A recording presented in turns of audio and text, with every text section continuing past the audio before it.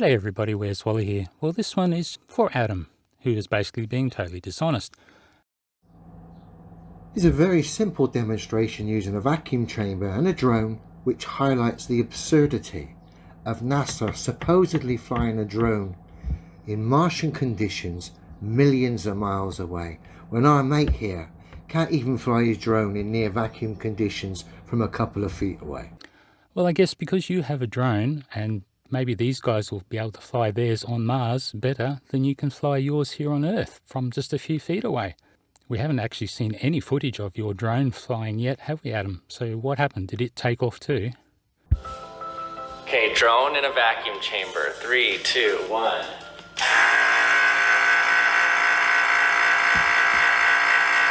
I'm just gonna let it hover there.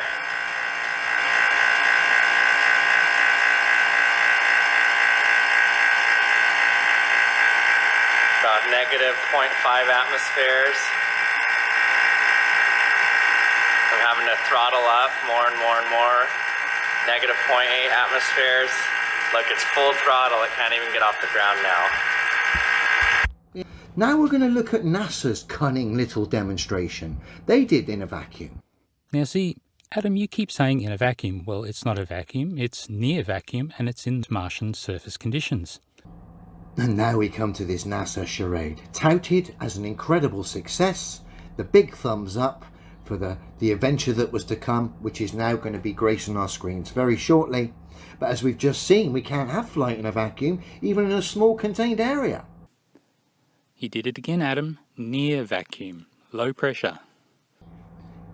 If this thing was so scientific, we'd have had two demos. One proving flight, and then the other replicating, proving flight and replicating the gravity.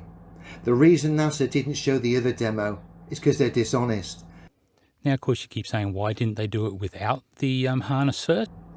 Now, I wouldn't have minded that if they proved footage of it flying in these conditions without it being yanked off the stand. That would have been scientific, you would have proved it. They designed it to work exactly in the Mars conditions, gravity, atmosphere, temperature, everything. And they replicated it and it worked, and that is science. So Adam, bye-bye. So how is this Martian helicopter going to be flying with incredibly thin air if they can't replicate it even in their own successful demo? They had to yank their helicopter off the stand. The excuse was replicating Martian style type gravity. But the reason you're saying it's possible is this successful demo here where you yank your prop off the stand, essentially cheating. It has a tether on the top of the helicopter, which is to replicate Mars's gravity, okay? I get that. Seems with that very sentence, Adam just shot himself and all his attaboys in the collective foot. There is a tether on top of that helicopter, which is to replicate the Martian gravity. You say you get it, but do you actually get it, Adam? Do you? Do you really? Well, stick around, folks. Let's see if Adam gets it. I guess you're all thinking he's not going to get it. You're probably right. Rather than have this helicopter sat on the ground and then take off, proving flight within a vacuum or near vacuum-like conditions, the helicopter starts on a stand. When is it sitting on the stand, Adam? If you look at the original raw footage, at no point is the drone actually ever sitting on the stand. It is held by the tether at the top to replicate Martian gravity, and I think it's actually got a tether at the bottom to limit its range of movement. Well, you muffed that one up, didn't you, old boy? Well, it looks really much like you're not good at drones, Adam. You totally patted Mitchell from Australia on the back for faking a drone hover test. And so we tend to think that your sniff test is demonstrably broken, Adam. Twice. And in yet another demonstration about how little Adam knows about drones. Why couldn't he have just taken off the ground? The reason that this is not on the floor is that in mid-air it's actually harder to generate lift than on the ground. And that's due to a thing called ground effect. Look it up in Wiki next time before you make a video, Adam. And it would have been great to see the helicopter take off on its own accord rather than get yanked off the stand in the manner in which we're going to see very shortly, thus really exposing this for just nonsense, rather than yanked off the stand. In this case, you're yanking your prop off the stand, thus cheating, thus giving the game away. So let's have a look.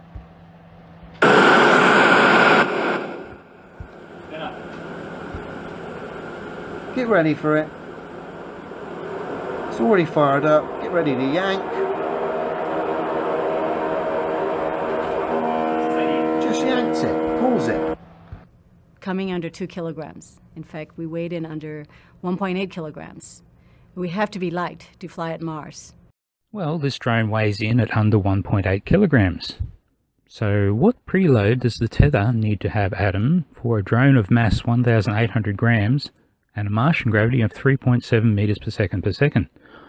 What is the preload on the tether? Okay, well I guess I'll have to do it for you. So 1.8 by 3.7 equals 6.66. Divide that by 9.8 is 0.67 kilograms. So that's going to be the weight of this 1.8 kilogram mass on Mars. So the tether has to provide 1.8 minus 0.67, about 1.13 kilograms of uplift in the tether. That's got to be made constant to simulate Martian gravity. Now the rotors need to only show that they can produce more than 670 grams of lift, and that is demonstrable by the drone moving up about 2 inches until the bottom tether takes up. I guess they just didn't want this drone going all over the place and possibly falling on the ground and breaking. It's probably worth $1 million or more. So where is the proof that it was yanked? Now we know that, Adam, you just like to look at things and use your sniff test, but we've already just proved demonstrably that your sniff test is broken.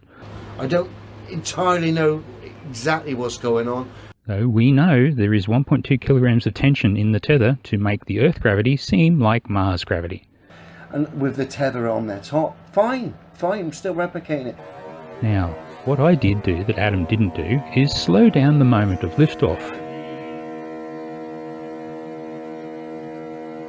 Take notice of the blades. Did you notice that the reflection of the light on the rotating blades on the right side and the left side changes just a few frames before liftoff?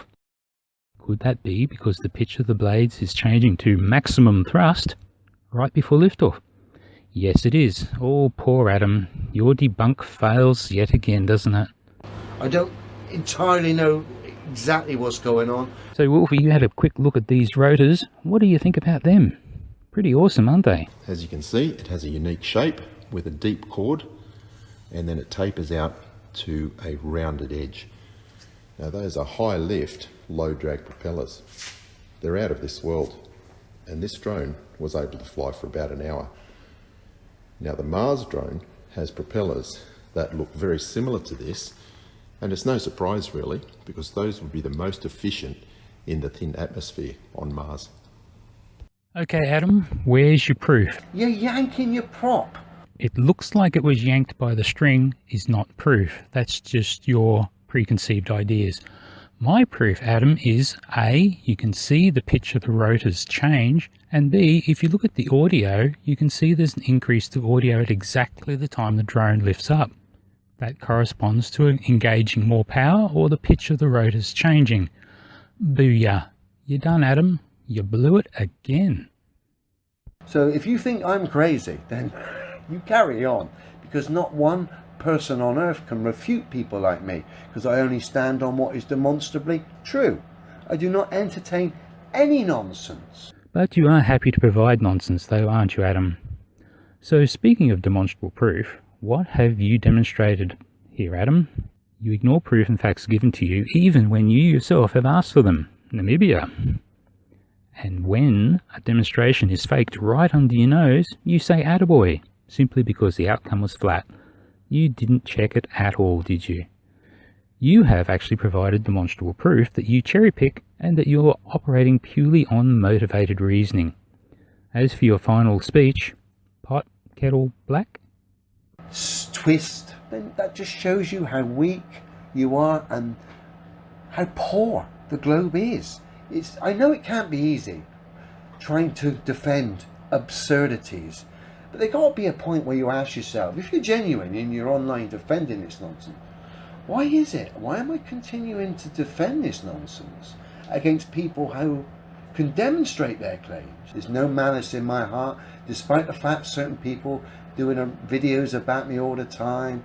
Today we're going to have a listen to this lovely lady, and she is lovely, to be fair. I think her name's Mimi. First time on any other planet outside of our own Earth. Doing videos about me all the time. Wow, that's creepy, Adam. So not only have you reduced her to almost nothing by just saying she's cute, but remember, she's one person in the whole planet who has designed and led a team to build an off-world flying machine, and you are just a dime a dozen heavy plant operator, literally hundreds in every city around the world. Adam, you need a total perspective vortex to get a grip on your reality. I cannot believe Wally. It's not exactly brain surgery, is it? Which, as a brain surgeon, is what I do. Lionel, here's your drink. Lionel's a brain surgeon, you know. Yeah, he mentioned it. Oh, Jeff, they keep you late at the Space Centre. As always. This food rounder. Have you met Lionel? No, hello, Lionel. So, Jeff, how do you earn a crust? Well, I'm a scientist. I work mainly with rockets. It's pretty tough work. What do you do? Why, I don't mean to boast, but I'm a brain surgeon. Brain surgery? Not exactly rocket science, is it? Well, let's have a little bit of fun at the end here, and let's look at the comment section. Oh, no fanfare. Well, he didn't listen, did he? He just assumed the vacuum meant a full vacuum. No, he didn't listen. Scott Hill. Well, because it isn't a vacuum, it's a Martian atmosphere replication. And the Martian atmosphere is a lot thinner than the Earth's atmosphere, but it isn't a vacuum and still able to transmit sound. Oh, Dim Dim is here too, and that's good to see that he's part of this takedown as well. Always fun to take down Dim Dim. Antonio, have a word with Adam. Tell him to man up and open up his comments. I mean, the only thing you ever did right was not hide in Coward's Castle like the rest of these clowns do. Well, Adam likes to mock me and say that I've got my feet pointing in the opposite direction to him. And I suppose he'll be thinking that all our drones are flying upside down. Well, Adam, I'm happy to say that all our drones fly exactly the right way. See? There's nothing that you're going to be able to say or do about this, because this is demonstrable proof that all our drones fly exactly as they are meant to fly. Sorry, Adam, you're busted yet again, mate.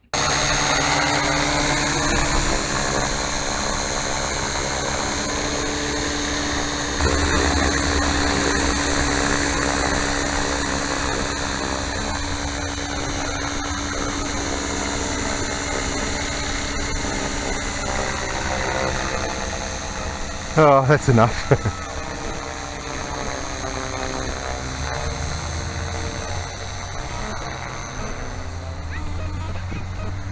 Oh.